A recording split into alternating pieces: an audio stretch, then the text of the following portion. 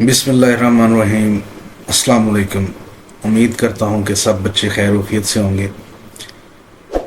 Class 6 chapter number 7 word processing.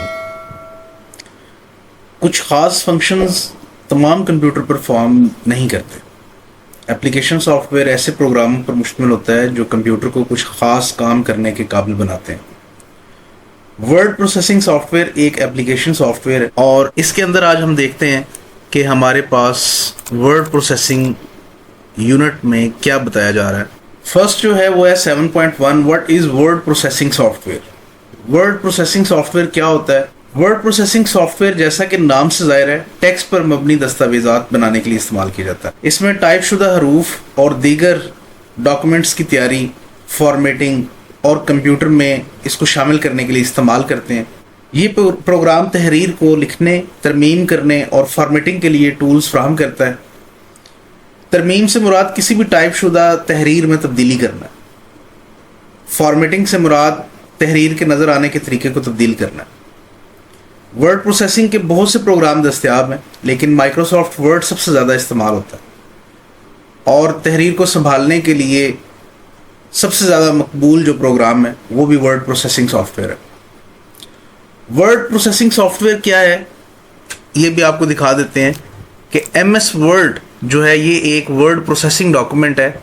इसके अंदर आप अपनी तहरीर वगैरह जो है वो टाइप कर सकते हैं, डॉक्यूमेंट्स तैयार कर सकते हैं और ये हमें वो तमाम फैसिलिटीज़ फराहम करता है जो कि एक डॉक्यूमेंट को तैयार करने के लिए ज़रूरी होती हैं। सेकेंड इसका टॉपिक है what can a word processor do. एक वर्ड प्रोसेसर क्या कर सकता है? A word processor helps in the following veg. अब कौन से तरीके हैं जिसमें ये हमें मदद फराहम करता है? नंबर 1, गलतियों को आसानी से दुरुस्त किया जा सकता है। अगर आप लिखते हुए कोई इसमें गलती कर देते हैं तो आप बड़े आसानी से इसको जो है वो दुरुस्त कर सकते हैं।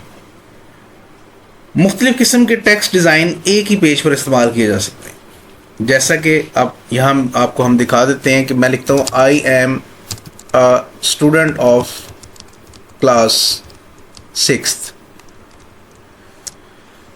इसी को कॉपी करते हैं और मुख्तलिफ अंदाज में पेस्ट कर देते हैं। फर्स्ट देखें, ये हमारे पास कैलबरी फॉन्ट में इस वक्त मौजूद है। सेकंड को हम किसी और फॉन्ट में ले जाते हैं। थर्ड को हम किसी और फॉन्ट में तब्दील कर देते हैं। फोर्थ वन को हम जो है वो किसी और फॉन्ट में ले जाते हैं।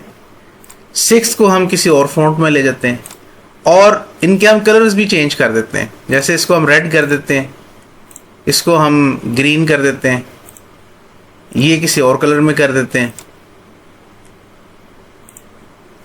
तो देखें, एक ही पेज पर रहते हुए आपने मुख्तलिफ तरह के जो हैं वो फ़ॉन्ट्स का इस्तेमाल किया, उनके स्टाइल्स बदल दिए, उनके टेक्स्ट शेप्स चेंज कर दी और इनके कलर भी चेंज कर दी। नंबर 3, डॉक्यूमेंट के मुख्तलिफ हिस्सों को कॉपी, डिलीट और एक जगह से दूसरी जगह शिफ्ट कर सकते हैं। इसमें क्या बताया जा रहा है? इसमें ये बताया जा रहा है कि अगर आप ये चाहते हैं कि ये वाला टेक्स्ट यहाँ से रिमूव हो जाए, इसको हम कट कर देते हैं और लास्ट में आप इसको शो करना चाहते हैं तो यहाँ पर ला के इसको पेस्ट कर दें। तो देखिए, हम बड़ी आसानी से अपने टेक्स्ट को एक जगह से कट करके किसी दूसरी जगह पर जो है वो ले जाते हैं। नंबर 4 पॉइंट देखें जी, स्पेलिंग एंड ग्रामर की गलतियों को आसानी से दुरुस्त किया जा सकता है। हम लिखते हुए किसी स्पेलिंग की गलती जो है वो हमसे हो जाती है, हमें किसी चीज़ के स्पेलिंग नहीं आ रहे। जैसे मैं एक एग्जांपल दे देता हूँ कि हम यहाँ पर लिख देते हैं I am studying in class 6th।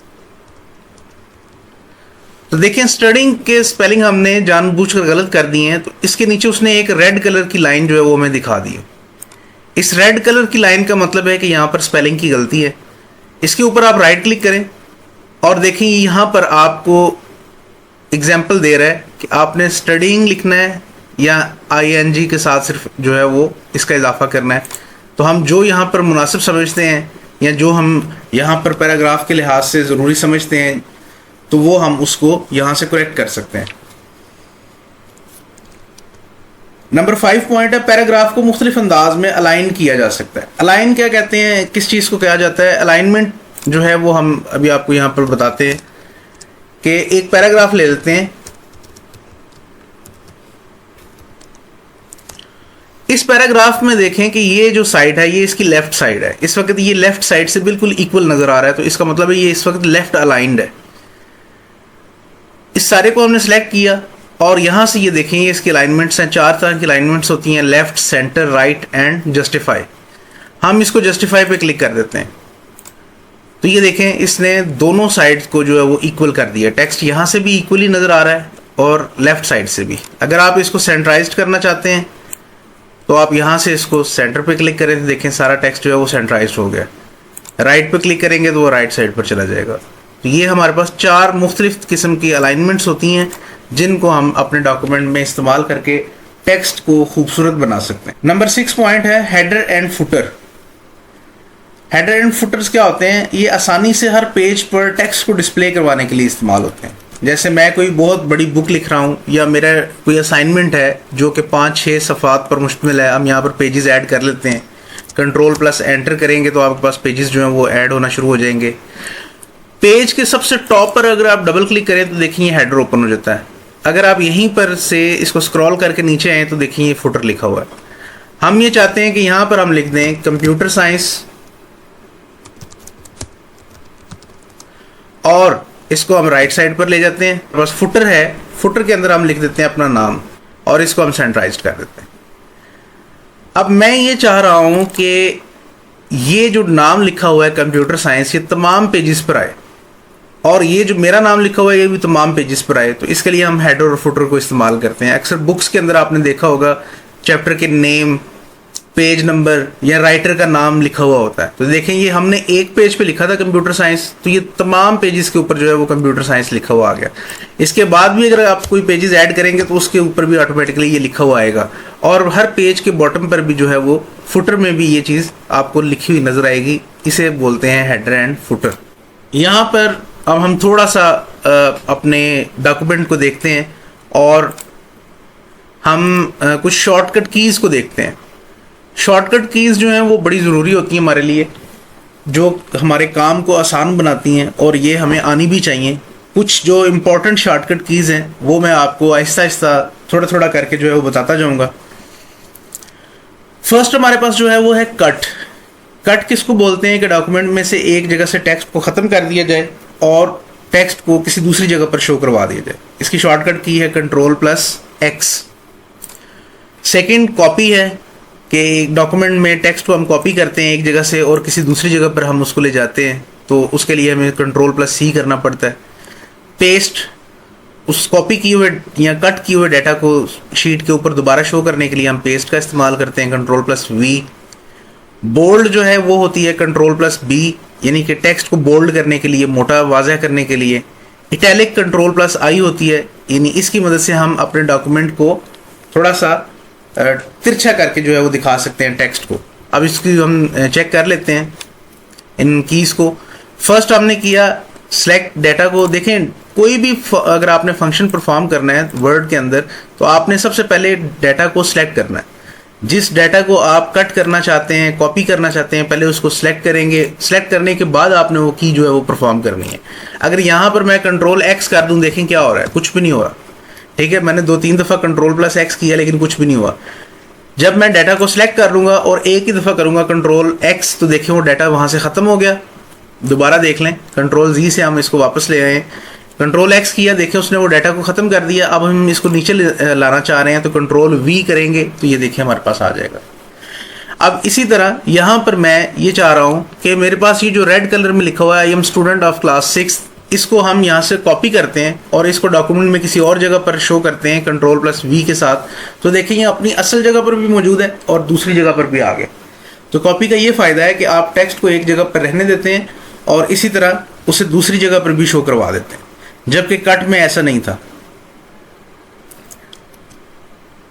अब हम बोल्ड और इटैलिक की बात करते हैं। यहाँ से हमने फर्स्ट लाइन को सिलेक्ट किया, कंट्रोल+B करते हैं, देखें इसने टेक्स्ट को बोल्ड कर दिया।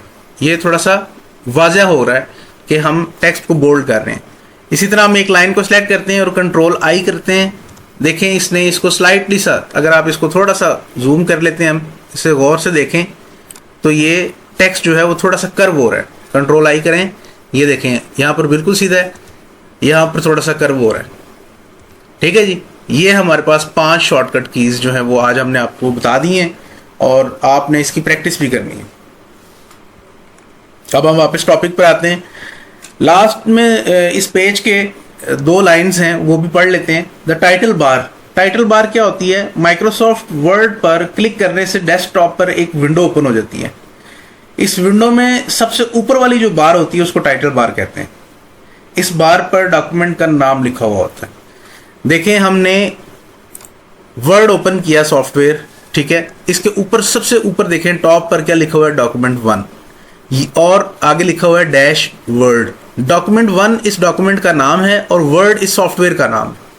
अभी तक ये फाइल हमने सेव नहीं करवाई हुई थी, इसलिए इसका नाम डॉक्यूमेंट 1 आ रहा है। लेकिन अगर हम इस फाइल को सेव करवा देते हैं, कंट्रोल S, और यहाँ से ब्राउज करते हैं, इसको डेस्कटॉप की लोकेशन दे देते हैं और फाइल का नाम रख देते हैं जी हम